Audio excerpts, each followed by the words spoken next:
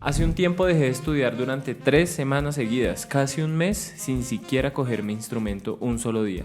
La razón, porque el día en que intenté hacerlo, estudiar, solo podía hacerlo durante 30 minutos y no las 2 horas que tenía como meta para ese día. Así que mi cerebro dijo, o lo haces todo o mejor no hagas nada. Y yo sé que suena absurdo ahora que lo digo en voz alta, pero es que no estoy solo en esto. El 73% de los músicos pasan por esta misma situación del todo o el nada. Y estoy seguro que a ti también te ha pasado con la música, con el estudio, con tu entrenamiento o con cualquier tipo de buen hábito que quieras implementar en tu vida. Así que en este video te voy a explicar por qué tenemos esta sensación de autosabotaje y lo mejor, un paso a paso práctico para que podamos cambiar por completo nuestra relación con la productividad. Hola, mi nombre es Alex, un músico apasionado por el desarrollo personal y por poder ayudar a otras personas a través de este canal. Así que si no estás suscrito o suscrita aún, te invito a que lo hagas porque es el espacio perfecto para que podamos crecer como equipo y como comunidad hacia un mismo objetivo, que es el desarrollo personal. En este video te voy a contar cómo está esta relación entre nuestro cerebro y la práctica, cómo podemos reformarla y por qué nos pasa esto de que o queremos hacer todo a la perfección o simplemente optamos por no hacer nada. Y esto no tiene absolutamente nada que ver con tu nivel de disciplina. Es algo que está pasando en tu cerebro y que estoy seguro que nadie te ha dicho aún. Para empezar, quiero contarte cómo me di cuenta de esta situación en mi vida. Hace un par de años, mientras preparaba mi recital de grado, tenía una meta clara: estudiar de seguido durante 3 meses, 12 semanas, entre 4 y 6 horas al día. Era mi concierto más importante hasta el momento en mi carrera y quería que saliera absolutamente todo perfecto. Las primeras 2 semanas, genial. Me cumplía, check, objetivo tras objetivo, estaba cumpliendo con las horas y todo iba avanzando a la perfección. Pero llegó una semana en que tuve una gripa impresionante que no me dejaba prácticamente levantarme de la cama. Aún y con todo ese malestar encima, armé mi saxofón y me dispuse a estudiar. Pero ese día no pude estudiar 4 horas, mucho menos 6 horas, terminé estudiando 40 minutos. Pero ¿qué pasó? Que en vez de sentirme orgulloso por haber estudiado incluso ante la adversidad, me sentí como un total fracaso por no haber cumplido la meta que me había puesto un par de semanas antes. De verdad, me sentí como todo un fracaso y mi cerebro de forma automática dijo: ya perdiste la cadena, perdiste la racha, mejor vuelve a empezar el lunes y hazlo de forma consecuente y consecutiva. Pero adivina qué pasó. Llegó el lunes y yo seguía sin sentirme mejor de salud, así que lo pospuse una semana más y esa semana se convirtió en una semana más. 20 días sin practicar porque estaba esperando el momento perfecto para volver a encadenar la racha sin faltar ni un solo día. Cuando finalmente pude volver a estudiar, cuando ya me sentía bien, pasó todo lo contrario a lo que yo esperaba que pasara.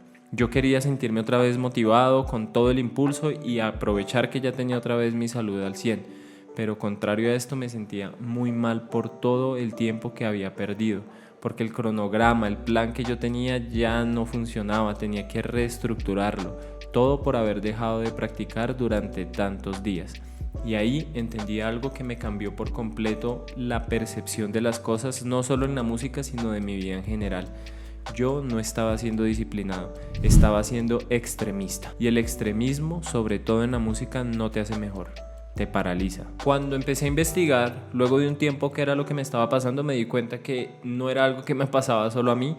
De hecho, le pasa al 73% de los músicos, atletas y artistas según varios estudios, y esto tiene un nombre que la ciencia define como pensamiento dicotómico. El pensamiento dicotómico, para ponerlo en palabras muy sencillas, es una distorsión cognitiva en donde vemos las cosas como buenas o malas, blancas o negras, excelente o basura, estos dos extremos, estos dos polos tan separados el uno del otro que nos hace ver las cosas solo de una manera o de otra en el extremo totalmente contrario. Y esto tiene una explicación clara y es que nuestro cerebro odia la ambigüedad y en cambio ama la certeza. Por eso divide las cosas entre blanco, negro, bueno o malo. 2 horas de estudio, éxito. Menos de 2 horas, fracaso. Entonces, cuando nosotros empezamos a fallar en esos estándares que muchas veces son muy altos y que nosotros mismos nos hemos impuesto, nuestro cerebro empieza a trabajar de forma natural.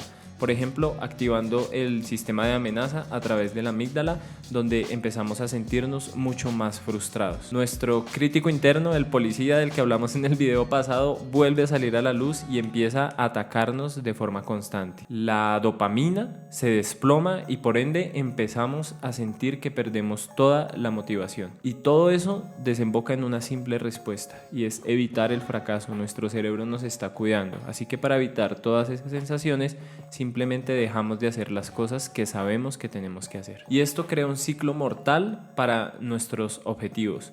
Mucha exigencia que luego no cumplimos y esto se convierte en culpa y sensación de fracaso, y por último terminamos abandonando esas tareas que nos hemos propuesto con tanta esperanza e ilusión. Y la parte más injusta de todo esto es que no nos pasa porque no seamos disciplinados o juiciosos, nos está pasando porque somos muy perfeccionistas. Déjame contarte, por ejemplo, un estudio que hubo en el Conservatorio de Berkeley, donde pusieron dos grupos de estudiantes en comparativa y se dieron cuenta de un dato revelador.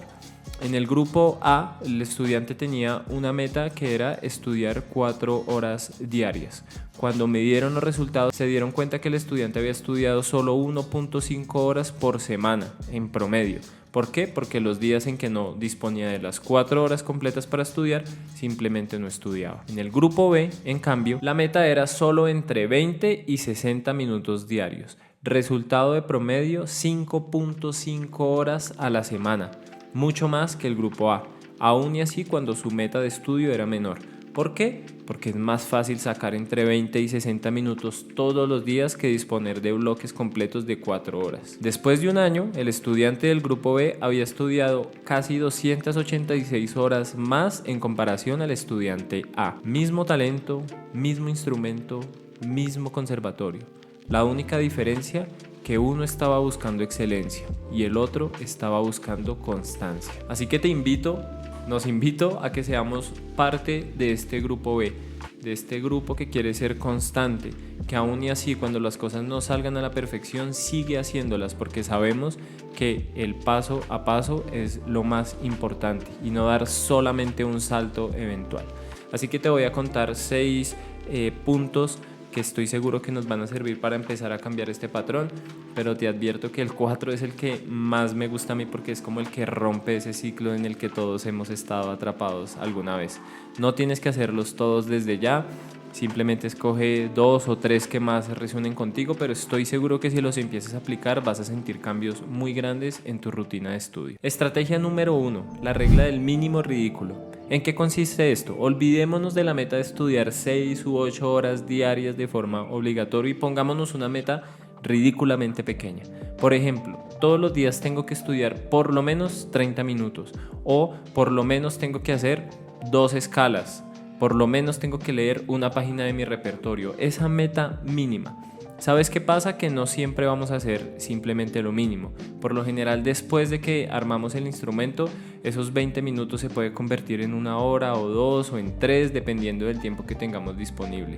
Pero romper con esa barrera de que tenemos que hacer un objetivo muy grande y dividirlo en un objetivo mucho más pequeño va a hacer que nos cueste mucho menos empezar a estudiar. La estrategia número 2, que tiene mucho que ver con esta anterior, es las metas en rango. Y eso no quiere decir que vayamos siempre a apuntar hacia lo más pequeño.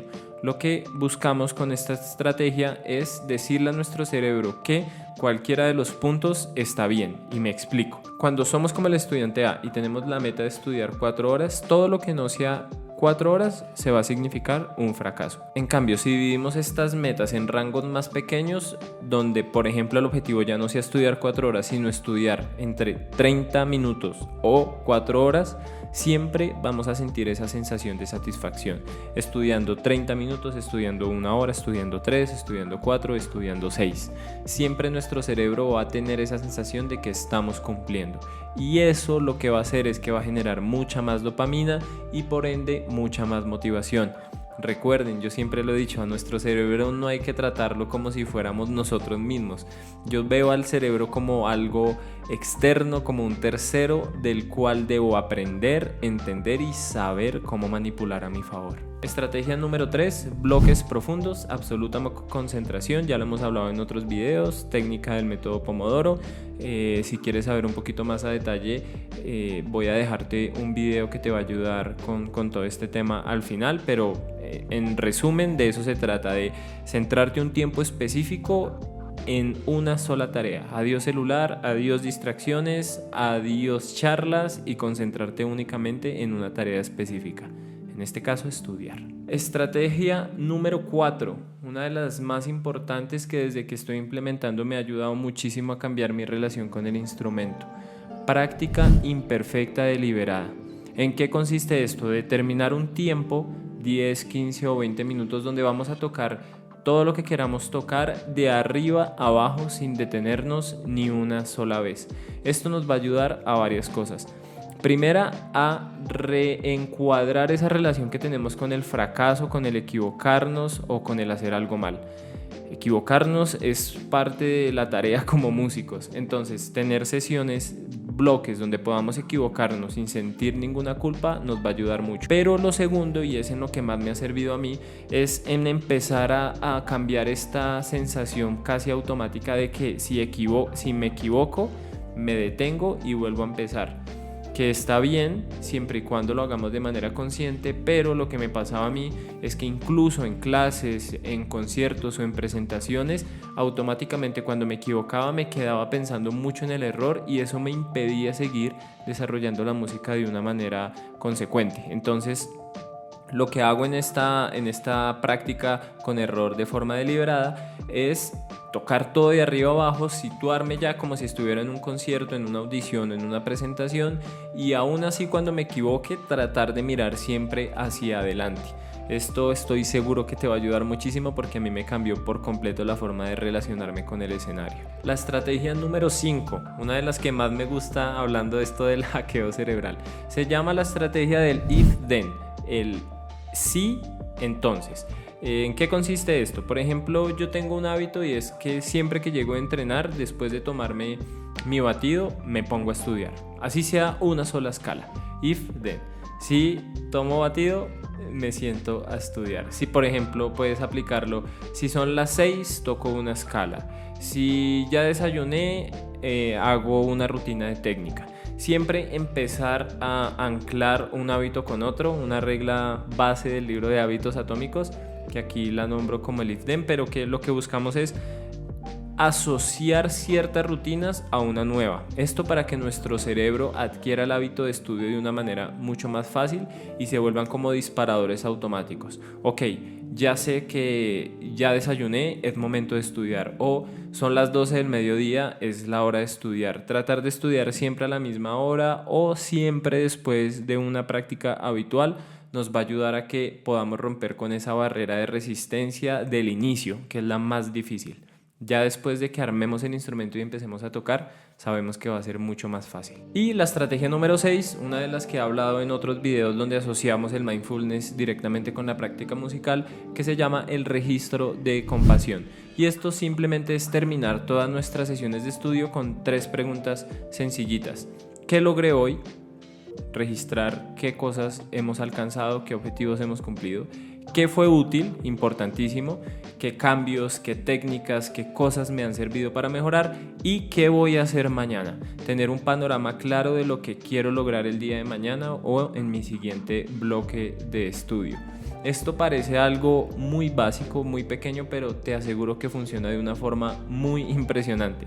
Primero, porque nos estamos dando cuenta de los pasos que estamos dando para avanzar y no simplemente se vuelve un hábito automático. Estamos teniendo unos objetivos muy claros que nos van a ayudar a avanzar de una forma progresiva y real. Importantísimo esta parte final porque, como bien lo dice su nombre, es desde la perspectiva de la compasión y no de la crítica. Tratemos de mirar qué hemos logrado, en qué hemos avanzado y qué podemos mejorar, y no simplemente quedarnos con lo que hemos hecho mal, con las cosas que aún nos faltan conseguir o con las cosas que pudimos haber hecho mejor. Es una perspectiva totalmente diferente que nos va a ayudar a cambiar mucho la sensación que tenemos después de terminar cada sesión de estudio. Entonces, para redondear la idea de lo que hemos hablado en este video, el pensamiento de todo o nada no es falta de disciplina, es simplemente una trampa mental que nos obliga a simplificar la realidad con extremos, muy extremos, activar nuestro sistema de amenaza a través de la amígdala y te hace evitar por el simple miedo a sentir que estás fracasando. Entonces, para eso podemos usar las 6 estrategias que te he compartido aquí: mínimo ridículo,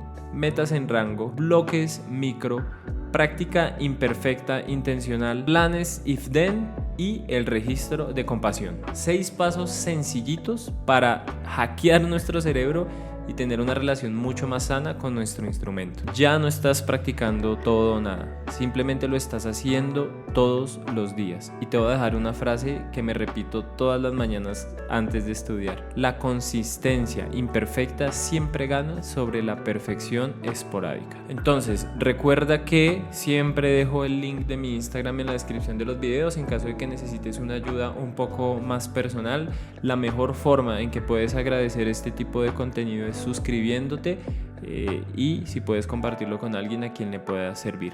Si tienes alguna duda adicional, déjala en los comentarios, siempre los leo y los respondo, y muchas gracias por haber llegado hasta el final de este video. Nos vemos la próxima semana con otro video de Alex Mindful. Un abrazo, chao chao.